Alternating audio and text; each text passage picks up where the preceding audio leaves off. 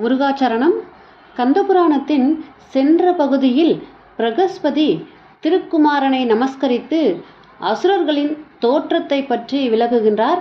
அதைத்தான் நம்ம இந்த பதிவில் பார்க்க போகிறோம். வாங்க பதிவுக்குள்ளே போகலாம். அதுக்கு முன்னாடி இப்போ நீங்கள் பார்த்துட்ருக்கிற இந்த பதிவு வைகாசி விசாகத்தன்னைக்கு விசாக நட்சத்திரமும் பௌர்ணமி திதியும் ஒன்றாக இணையும் அந்த விசாக நட்சத்திர உச்ச நேரத்தில் நம்ம விநாயக பெருமானுக்கும் முருகப்பெருமானின் வேலுக்கும் நம்ம வீட்டில் ஒரு சிம்பிளான ஒரு அபிஷேகம் நடந்தது. அதைத்தான் நீங்கள் இப்போ பார்த்துக்கிட்டே அந்த பூஜையையும் பார்த்துக்கிட்டே இந்த கந்தபுராணத்தினுடைய கதையையும் கேட்க போகிறீங்க. இந்த பதிவு பிடிச்சிருந்ததுன்னா இந்த பதிவுக்கு ஒரு லைக் கொடுத்துட்டு இந்த பதிவு யாருக்காவது ஒருத்தருக்காவது ஃப்ரெண்ட்ஸ் அண்ட் ஃபேமிலிக்கு ஷேர் பண்ணி பாருங்கள். வாங்க இப்போ பதிவுக்குள்ளே போகலாம். அரக்கர்களின் தலைவனான அசுரேந்திரன் மங்களகேசி அப்படிங்கிற அரக்கியை மணந்து கொள்கிறாரு. அவர்களுக்கு கரசை அப்படிங்கிற பெண் பிறக்கிறாள். அசுர குருவான சுக்ராச்சாரியார் அந்த பெண்ணுக்கு வளர்ந்து வரும்போதே மாயை சம்பந்தப்பட்ட அனைத்தையும் கற்றுக் கொடுக்கிறார் அந்த சுக்ராச்சாரியார். அவள் அந்த கலையிலே சிறந்து விளங்குகிறாள். ஆகவே மாயை என்ற அவளை அசுரகுரு அழைக்கலானார். மாயை அப்படின்னே அவர் அசுரகுரு கூப்பிடுறாரு.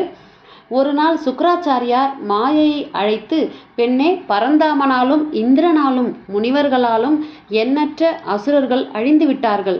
உன் தந்தையும் அவர்களை எதிர்க்க சக்தியின்றி இருக்கிறான். உன்னால் தான் அசுரர்களுக்கு மேன்மை உண்டாக வேண்டும்.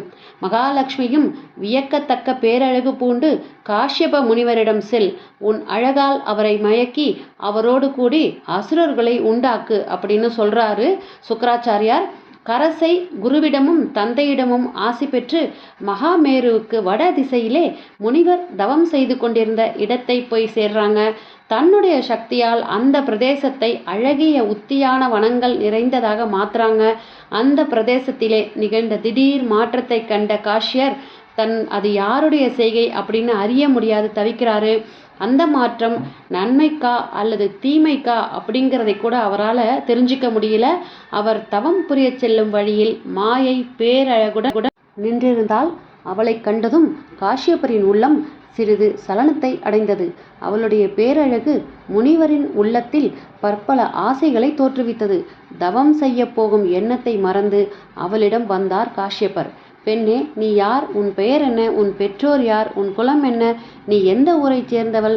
உன்னை போன்ற அழகியை நான் இதுவரை கண்டதே இல்லை அப்படின்னு சொல்றாரு.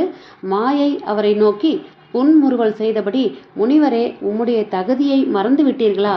தவம் செய்ய புகுந்த உங்களை போன்றோருக்கு பெண்ணின் நினைவு எழலாமா? உங்கள் காரியத்தை கவனியுங்கள் அப்படின்னு சொல்றா. அதை கேட்ட முனிவர் மேலும் அவளை விரும்பியவராய் அருகில் வந்து, பெண்ணே, தவம் செய்வதென்பது வேண்டியதை பெறுவதற்கே. நான் வெகு காலமாக தவம் செய்து வருவது உன்னை அடைவதற்காகவே. நீயும் வந்துவிட்டாய். இனி தவம் எதற்கு? என்னுடன் வா, ஆசிரமத்திற்கு சென்று இன்பமாக பொழுதை கழிக்கலாம் அப்படின்னு சொல்றாரு. மாயையோ கலகலவென்று நகைத்து, முனிவரே, ஏன் பொய் சொல்கின்றீர்கள்? நீர் தவம் செய்து வருவது என் பொருட்டு அல்லவே அப்படின்னு சொல்றா. முனிவர் அவளை நோக்கி, பெண்ணே, நான் உண்மையைத்தான் கூறுகின்றேன். உன்னை அடையும் பொருட்டே தவம் செய்தேன். அதனால்தான் உன்னை நான் காண முடிந்தது அப்படின்னு மறுபடியும் சொல்றாரு. சுவாமி, நானோ உத்தமபுரியில் இருப்பவள். மேருவுக்கு தெற்கிலுள்ள கங்கையில் நீராட சென்று கொண்டிருந்தேன். என்னை தடுக்காதீர்கள் அப்படின்னு சொல்றா. மோகத்தால் தவிக்கும் முனிவர் அவளை பார்த்து, நான் சொல்வதை கேள். கங்கை முதலான புண்ணிய நதிகள் ஏழையும் இப்போதே இவ்விடத்திற்கே வரவழைக்கின்றேன். மற்றும் வேறு எந்த புண்ணிய தீர்த்தத்தை நீ விரும்பினாலும் இவ்விடத்திற்கே அதை கொண்டு வர என்னால் முடியும். நீ விரும்பும் எதையும் என்னால் நிறைவேற்ற முடியும் அப்படின்னு சொல்றார். மற்றும் நீ ஒப்பற்ற புதல்வர்களை வேண்டினாலும் தருகின்றேன். ரம்பை முதலான தேவ மாதர்களை உனக்கு பணிவிடை செய்யுமாறு என்னால் செய்ய முடியும். காலம் கடத்தாதே, என்னுடன் வந்து என் விருப்பத்தை நிறைவேற்று அப்படின்னு வற்புறுத்துறாரு. ஐயா, நான் தனித்திருக்கிறேன் என்ற தைரியத்தில் ஏதேதோ பேசுகின்றீர்கள். நான் போகின்றேன் என்று சொல்லிவிட்டு மாயை வேகமாக செல்லலானாள். ஆசையால் உந்தப்பட்ட காஷ்யபர் அவளை தொடர்ந்து ஓடினார். கொஞ்ச தூரம் சென்றதும் அவருடைய பார்வைக்கு படாமல் மாயை மறைந்து விட்டாள். அவளை காணாது பித்து பிடித்தவர் போல காஷ்யபர் நாற்புறமும் அவளை தேடி அலைந்தார். இருள் கவியும் நேரத்தில் சோர்ந்து போய் நிற்கும் போது மாயை அவர் முன்பு தோன்றினாள்.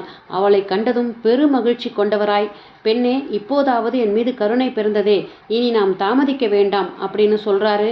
மாயை முனிவரை பார்த்து, சுவாமி, தங்கள் விருப்பத்தை நான் பூர்த்தி செய்கிறேன்.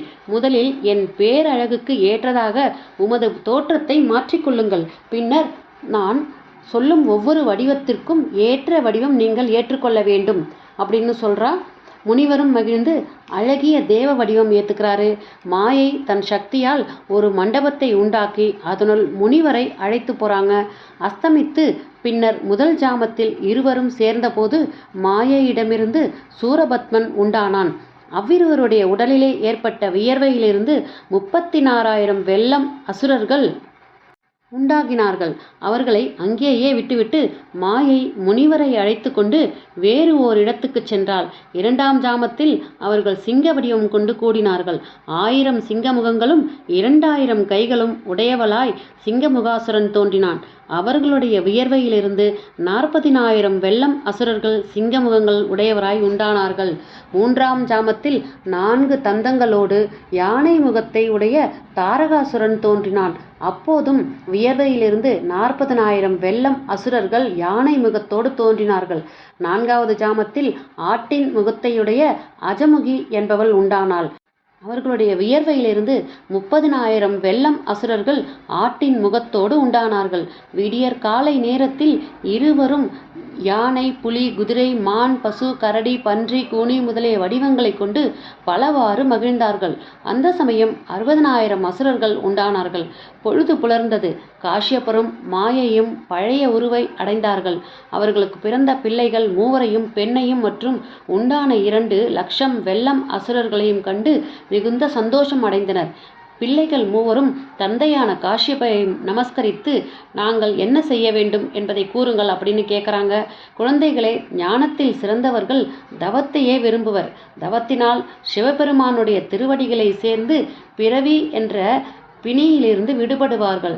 தவம் செய்யும் போது அஹிம்சை முதலானவற்றை கடைபிடிக்க வேண்டும் அப்படின்னு சொல்றாரு. பிற உயிர்களுக்கு துன்பம் தந்து செய்யப்படும் தவம் எவ்வித பயனையும் தராது.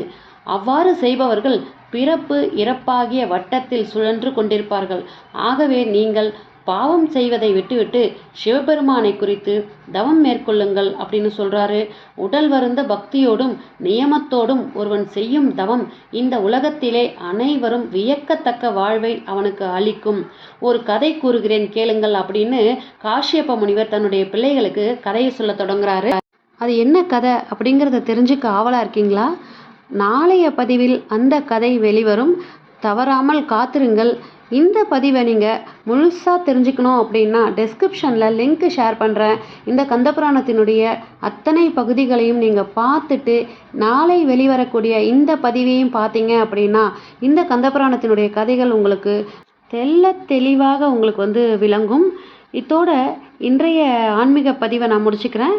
இந்த வைகாசி விசாகத்தினுடைய இந்த பதிவையும் பார்த்து நீங்கள் கழிச்சிருப்பீங்க அப்படின்னு நம்புகிறேன். வெற்றிவேல் முருகனுக்கு அரோகரா. நன்றி, வணக்கம்.